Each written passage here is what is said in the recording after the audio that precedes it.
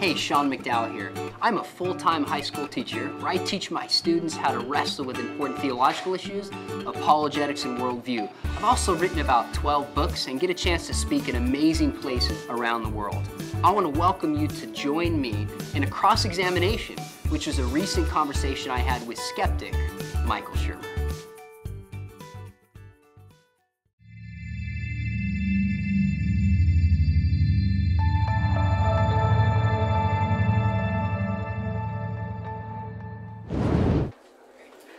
Something fascinated me in one of your books. You said on fine-tuning right here, you called it intelligent design's best argument. Yeah.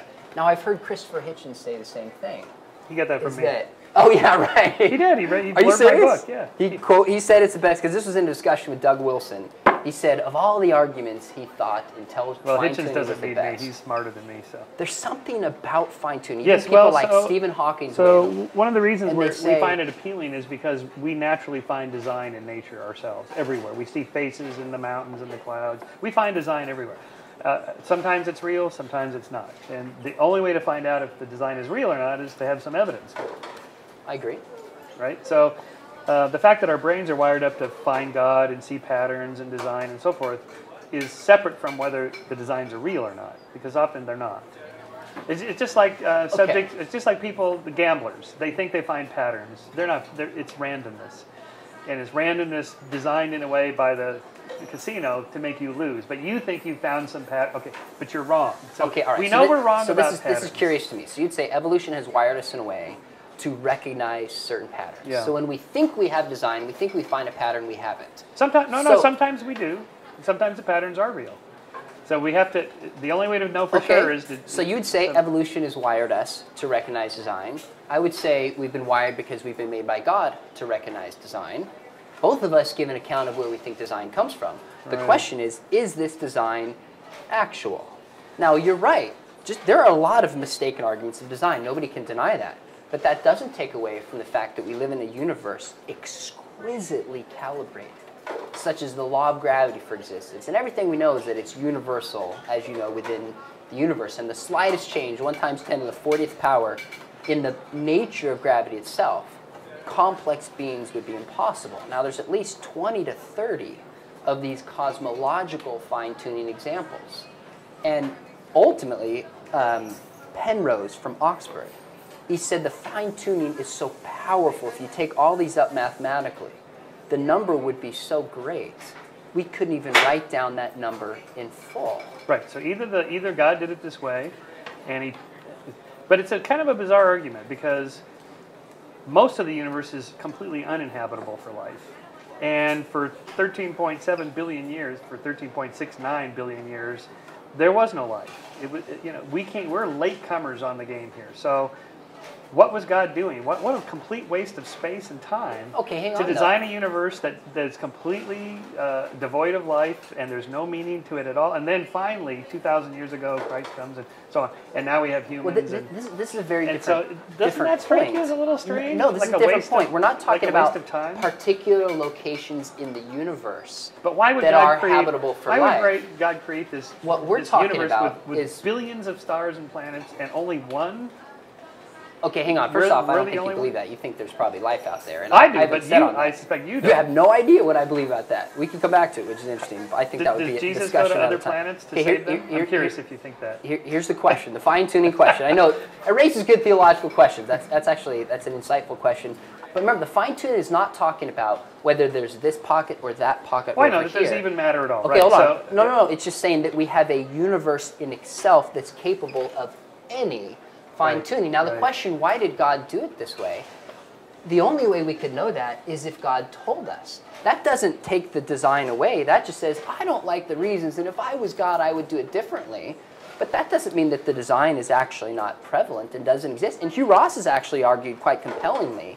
He said, in fact, the size of the universe, the number of stars that are out there, the vastness is actually required for there even to be life on our planet. Yeah. So it's not wasted space. It's not an accident. There's good reason why the universe is as vast as it is. Because it's turning out now that there's planets all over the place. There's probably life all over the place.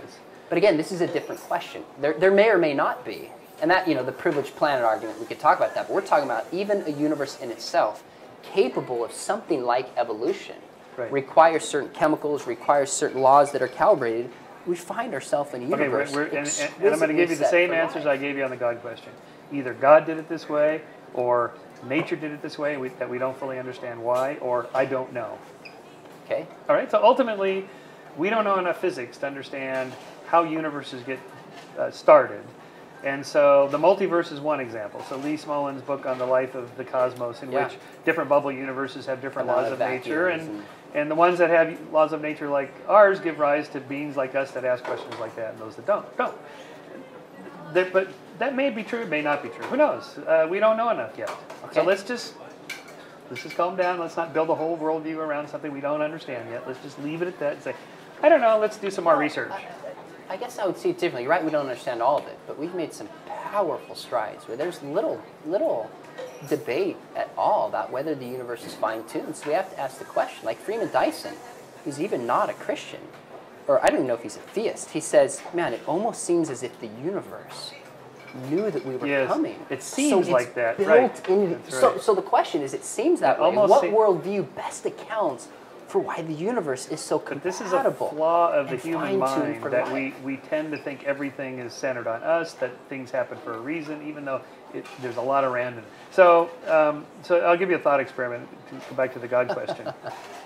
Let's say we discovered extraterrestrial intelligence. Now, the chances of them being right parallel with us are very slim, because they're going to be either way less advanced or more than advanced. And they won't be less advanced than us because we won't discover them unless we happen to go there. But if they come here, they're going to be way more advanced. How much more advanced? Well, probably tens of thousands, hundreds of thousands, or millions of years more advanced than us. Now look how far we've come since, say, the Wright brothers, since the DNA, discovery of DNA, genetic engineering, and so on.